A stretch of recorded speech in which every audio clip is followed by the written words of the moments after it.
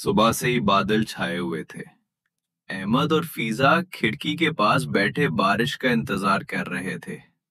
अहमद, अम्मी, जब बारिश हो जाए तो हम छत पर खेलने जाएं। अम्मी बोली, बेटा बारिश में खेलना मजे का होता है, लेकिन कुछ बातों का ख्याल रखना भी जरूरी है। दादी अम्मा, बच्चों पिछली बार फीजा को नजला हो गया था जब वो गीले कपड़ों में कमरे में आ गई थी।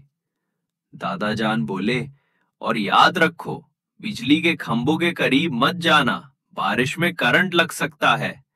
अबू है, ये ले, अहमद के लिए रेनकोट और फीजा के लिए वाटरप्रूफ जूते।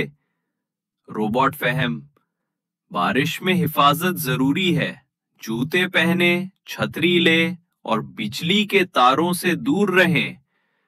अहमद बोला, फहम तो माहिर निकला बारिश की एहतियात में। अम्मी ने दोनों बच्चों को तैयार किया और जब वो बाहर गए तो उन्हें याद था, गीले कपड़े फौरन बदलने हैं, कीचड़ में ना खेलें, फिसल सकते हैं, छतरी और रेनकोट का इस्तेमाल करें, खंभों, खुले तारों या पानी में डूबे किसी चीज को ना छुएं। जब वो वापस आए, अम्मी बोली, आपने एहतियात की, शाबाश। दादा जान बोले, ये रोबोट सिर्फ समझ नहीं देता, ये बचाता भी है।